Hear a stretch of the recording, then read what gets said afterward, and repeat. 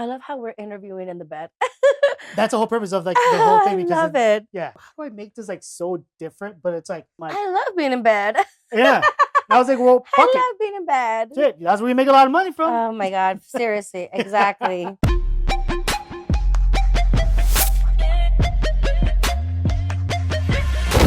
Hey everybody, welcome to Solo Sunday with my guest, Selma Sins. Hi. I am so excited to have you on because man, it's been like more than 6 years. I haven't seen you or anything like that. It's been a long time. Yeah, I mean, God, I've known you since I was working at Playboy Radio, and that was like almost 10 years ago.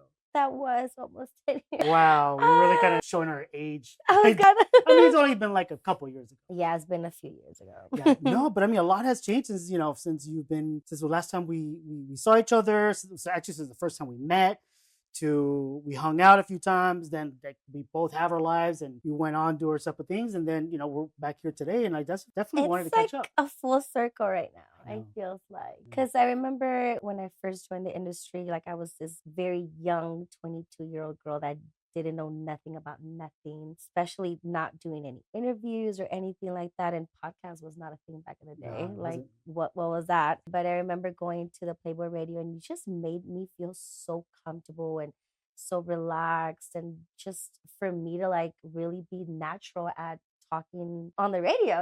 It was like any pervert's dream because I It really I mean, was. I was doing radio, something I love to do. Then you're going to put me in a room with a bunch of porn stars. I'm like, Beautiful porn stars. beautiful.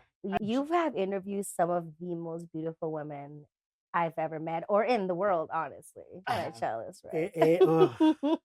I am very lucky to say the least because I mean Yeah. obviously I've learned not only that like I learned a lot from working with adult actresses Yeah. how they think, the way Yeah. they maneuver, the way how they know how to get what they want. I mean it's just such a thing where I'm like, wow, is this a thing? Like I've never known this part of the world was just like so new to me. Right.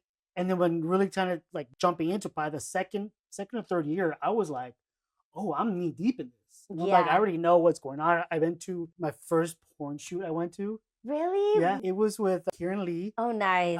He's awesome. Yeah. He I worked with him on the radio show, him and his wife.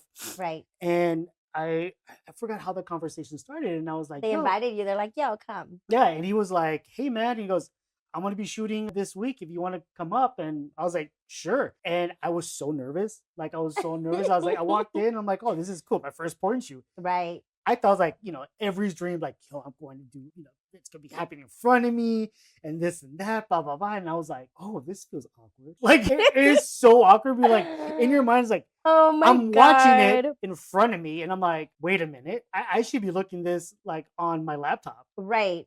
It's because what people don't really understand is that, like you said, oh, it's like every pervert's dream. They're in the room when it's happening. You see really what goes on behind the scenes.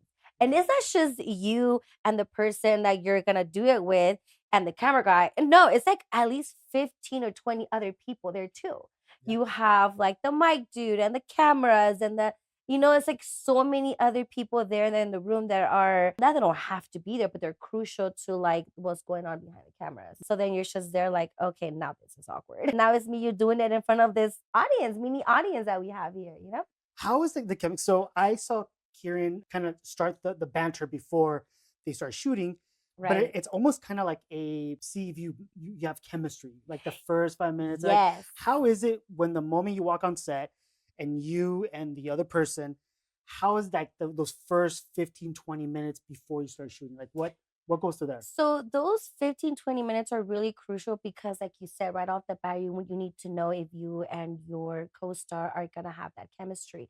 And sometimes you are, and it's great, it's amazing. And sometimes you're not, and that's okay too. Because at the end of the day, you're both there to do a job, But it is crucial to, hey, my name is Selma. Nice to meet you. I look forward to working with you. If there's anything that like that you like, that turns you on, that I can do, and vice versa. A lot of the males also will be like, hey, Selma, they introduce themselves and just make you kind of feel comfortable. And honestly, like it's great. It's such a blessing when your co-stars are so self-aware about that kind of stuff, because not everybody is. And then you'll come and you'll have those encounters with other people, and they're like, "Oh, that's just not how I wanted things to go," you know. But for the most part, yeah, like it was nice to have, the male co-stars to like talk to you and like, hey, Selma, like, don't worry about it. What are your no's? What are you comfortable? Like, what turns you on? And it's nice to have Mhm. someone to like consider that kind of stuff to make you feel comfortable. That way, you guys can both do the scene and it feels authentic. By the way, it's a good friend of mine from Mandela. Not sponsored, by the way. He just gave me a bottle. It's such a beautiful It is. It bottle. really is. It's so beautiful. I don't know if you know this, but I like to collect very beautiful empty bottles of tequila. By the way, it's like a cafecito cup. Keep it Oh, Latino, you know. shit. It's my cafecito in the morning. Because I put plants in there in the Okay. bottles. Yeah. So Salud. cheers.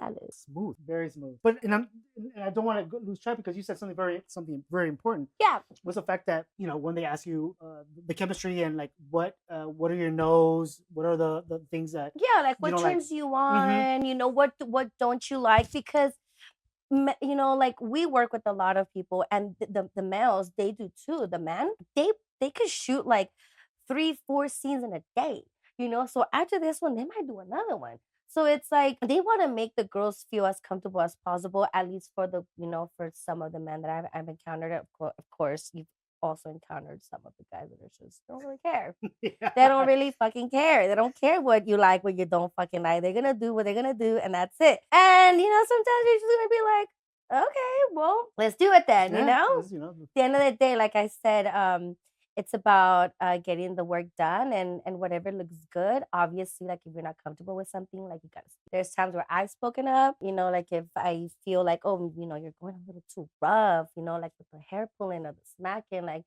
just like yeah. take it down a notch, but stuff like that, it's important to have that communication. And I really don't know how things are now because I haven't been shooting mainstream porn in a long time, but I do remember the years that I was constantly shooting it. That was a big thing for me to, those 15 20 minutes before we get on set, or not on set, but to start the shoot, just to get that out of the way, Mhm. make both of us feel at ease, get to know each other a little bit. And sometimes if we were both feeling it, damn, we would like start making out. And I would like, like let him do a little something, something. I would do a little something, something, just to like get it going. Yeah, of And course. that was perfectly okay. I mean, if both parties consent, why not? I mean, wouldn't life would be a lot easier that way? Yeah, I it would be mean, so much easier. fucking hell. Yeah, because I mean, I remember when I was talking to some of the girls, they were like the same thing. They before they get on set, and I also learned some stuff about that as well, where girls have a no list. Yeah. Right? They Oh, that no list is so real. yeah. So real. I was so like, again, I was really young and kind of like not too like savvy. Or Um pendeja.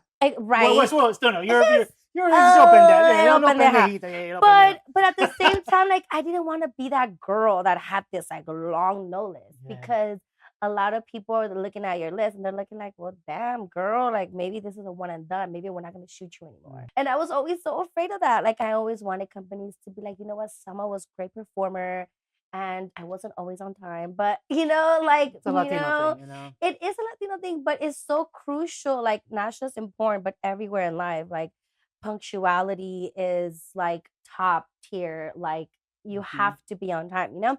So I always wanted to be that good, like, adult performer that, companies liked and they wanted to like bring you back. So for me, that no list was no, I didn't have a list. Wow, really? There was no list. Like, unless like if you really treated me like shit Mhm. and you made me feel disgusting and whatever, which honestly didn't really happen. But other than that, like I would be like, no, I don't want to work with you. But other than that, like I really didn't. Then I was just soaking up everything in. I was just soaking it all in. Like I was learning as I went. And then little by little, I came to know, okay, well, this is what I like. This is what I don't like. And one thing I found out is the fact that so in regular, I guess you said regular adult filming, whatever, that the guy and the girl, but when a guy steps away and does gay porn, they don't get tested. Oh, that's okay. You see, that is weird for me. Yeah. Weird for me. Maybe not for anybody else, but for me. So when I started shooting, obviously I was shooting a lot of boy girl. Then, unbeknownst to me, somebody that I was working with at the time, who I have worked with before, a lot of my peers, a lot of my girls, it would be like, "Oh, like you're gonna work with this guy?" And I was like, "Yeah, like I worked with him like a year and a half ago."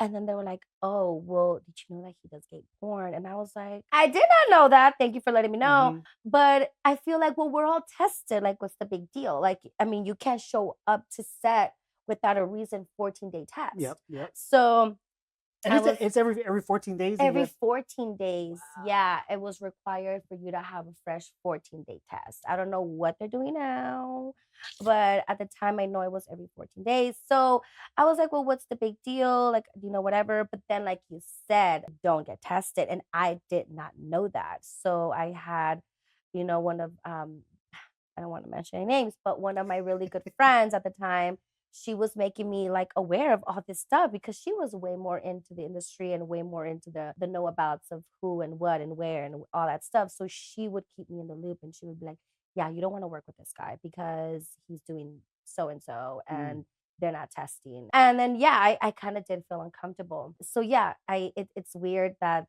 they don't get tested.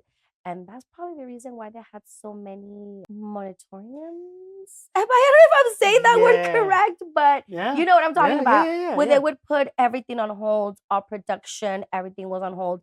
They did that so many times while I was actively shooting. It was ridiculous. Yep. Yep. I was like, what the fuck is going on? Monitoring is kind of like, I guess, for a lot of people don't understand. It's a kind of like when COVID hit, we were stuck at home for a period of time. Right? So what they'll do is that they'll go in and they'll figure out where the source came from, because within those 14 days they have to narrow down, see where was the prospect and Yeah. where it came from and what happened there.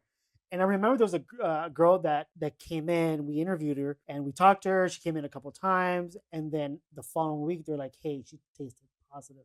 Oh And I was like, no. "Oh She no, tested positive for COVID?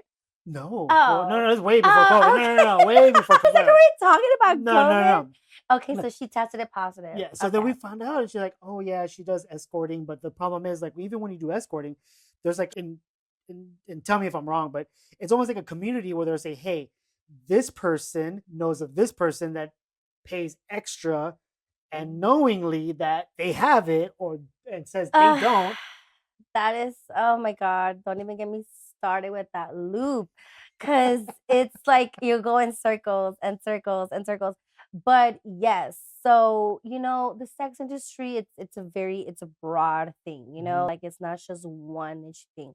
So when girls go out of their way to do like other activities with, oh well, I'm getting like all this money. Girl, like I get it. Money pays our bills. Money goes around. We all love money, but like you gotta love yourself, your health. Like that's just I feel like it's a part of the experience, Yeah. honestly. Like if any girl were to tell you, well, I've never escorted a day in my life, they're lying. Even if, whether they were aware or not about what Yeah. they were doing it. So it's like you just gotta like be smart. And if you're not on set where both parties have a 14-day test, don't do anything there. Like, don't do it. It's not worth it. Like the extra $500 is not worth it because now you're going to bed at night thinking, oh my God, like, well, what if this happened? Now I gotta go get tested. Yeah, girl. Now your conscience is telling you you fucked up, and that's not worth the extra five hundred Yeah. dollars. five hundred A peace dollars. of mind is Mm. worth everything to me. So Absolutely, absolutely. Is it true that when you get signed on to, let's say, an agency or whatever, you have to almost uh, give yourself to that person to make sure that you are really down to do the job, or no? um, you know, let's see, from my experience when I first got in the industry, thank God the casting couch wasn't a thing. So How dare I you say that? That's a real thing. That is a real thing, and I refused to believe that. No, it is a real thing. And let me tell you why. Thank you. Because the agent that I was first signed with, again, I'm not going to mention any names, but the first agency that I was signed with, they were very sneaky about Mm. what the things that they were doing. They knew exactly what they were doing, and they were fishing for girls like me that didn't know nothing about nothing. I came from corporate world. I came from working at Mervin's, Anchor Blue. I did sales, car insurance, like you name it. I was in the corporate world, and then all of a sudden they were like, "Oh, we want you to model," and I was like, "Okay." Like I could model, I could stand in front of a camera, like no big deal. And then once you get there, they're like, "Oh no, you got to strip naked." And I was like, "Oh, okay. Well, like I don't have a problem being naked, but I have a problem with you lying to me to get me Mm. here and then get me naked." Yeah, You yeah. know what I mean? Like deceiving. But so this specific agency, like All right, guys, the podcast is over. We're gonna end it here. no, here we go again. Yeah, here we go. Jesus. All right, Rick. Well, You're so silly. no, go ahead. So like it was really weird, like they just wanted to get these girls there in their office.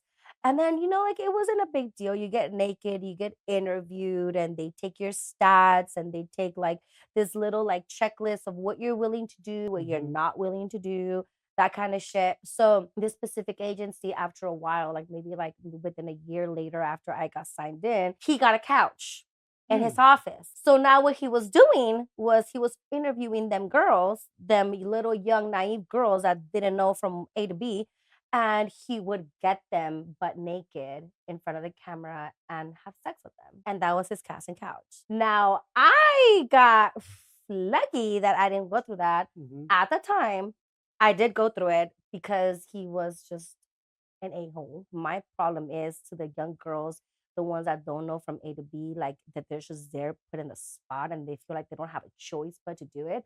That's a problem. Yeah. Because now you're making them feel like they're forced to do it. Yeah.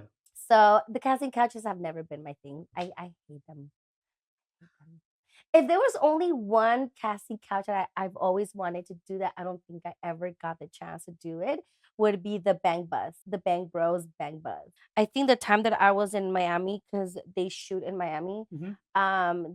both times that I was in Miami, the one time was kind of like a disaster. I was there for like almost 3 weeks. I was shooting. Um, and then I got homesick.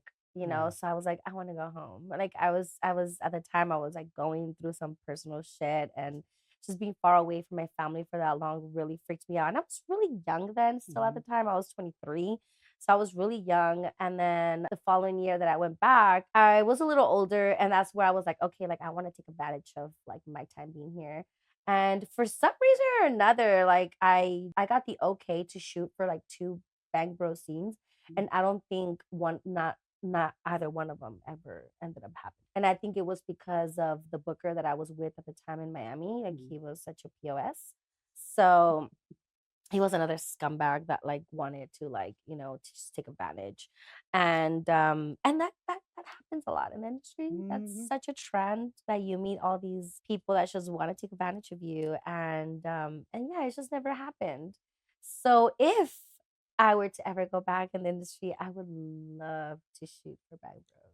Really? Okay. Yeah, Okay. I'm such a slut. I'm such a dirty little slut. As Like you should be. Bang Bros love sluts, They did. and they do. They love sluts, and Do you? Is that? And this is gonna ruin a lot of people's hopes and dreams. But do they really just pick up random guys, or do they have to I mean, I can't really say for sure because I've never been in the lie? production Just lie. for Bang Bros. Just lie. Just lie. Oh my God, Rick! Just it's alcohol. Cheers. Okay, now I spilled on my. That's smooth. Reposado is my shit. For men, we're stupid. We're very stupid. Like the fact that I stumbled upon Right. where the when their hand gets stuck in the dryer, it was like, oh, wait a minute. I believe to this day that their hand was still stuck in the dryer or just holding a cup or in the garbage Oh my disposal. God. I love the fact that whoever comes up with those ideas are like the dumbest.